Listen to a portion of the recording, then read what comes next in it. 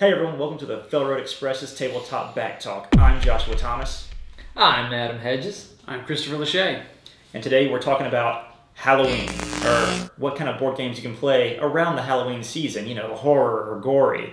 So, Christopher, what do you got? Well, I don't know too much about Halloween-themed games, but I've always been a fan of Lovecraft. And so these Lovecraftian-themed games, the Eldritch Horror, Elder Sign, there are plenty more by Fantasy Flight Games, but they explore the concept of the elder gods that are coming into the Earth world, and it's cooperative. You have specific roles that you're going to play. You're going to dole out responsibilities, but there is a sense of distress and fear that runs through these games as time works against you and you slowly slip away into madness. Well, I brought Zombicide. I mean, this is really the only, I guess, horror-themed board game I've got. I mean, I suppose you could consider Boss Monster, but this definitely, you know, you're running around. This is a zombie survival game. Probably one of the best ones I've played. Adam, what do you have?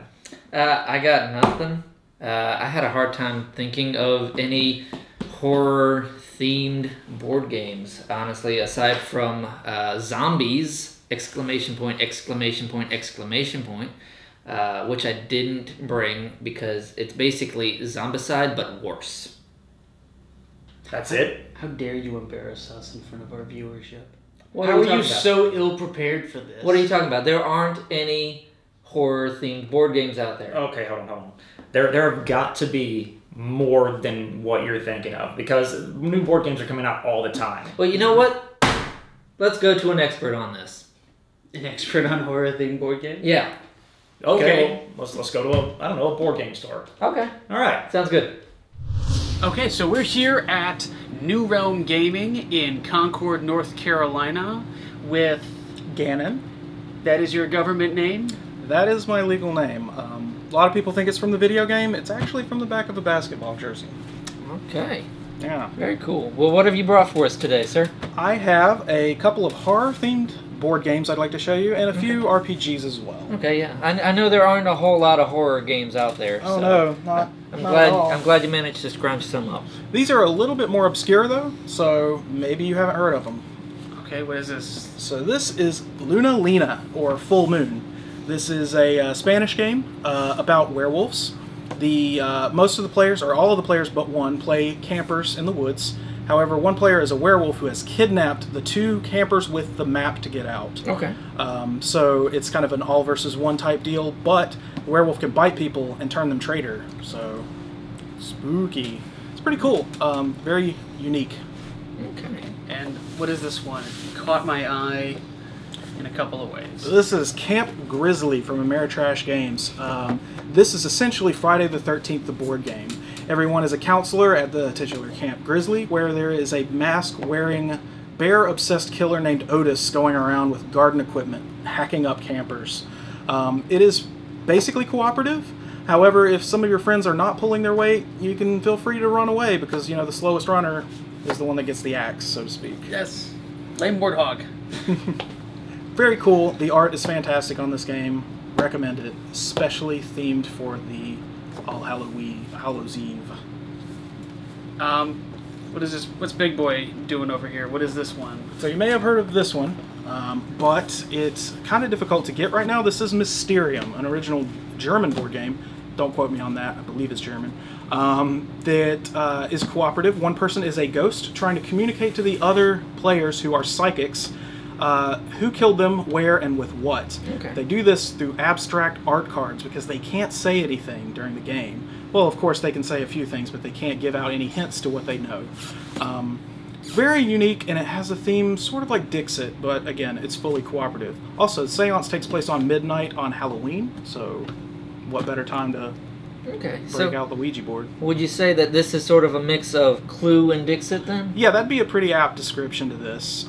It being co-op, it's a little bit different, but yeah, it definitely has a heavy Dixit feel to it. Okay, very cool. Okay, so all of those you would describe as board games, Yeah, right? absolutely.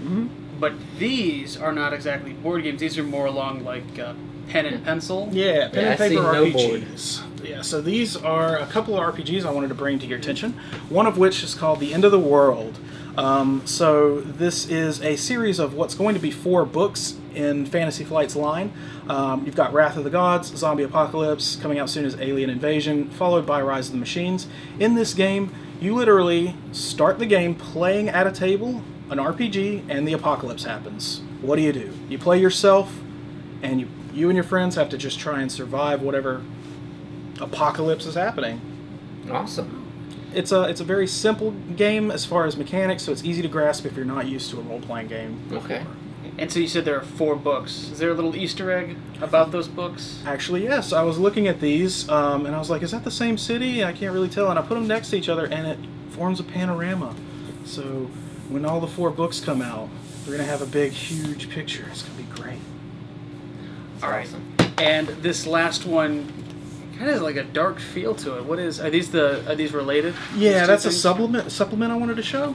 So this is A Penny for My Thoughts, which is a game that's not like most role-playing games because there is no GM or DM. You don't create characters. You're playing yourself, but you're in an institute for people who have lost their memory due to traumatic events. Okay.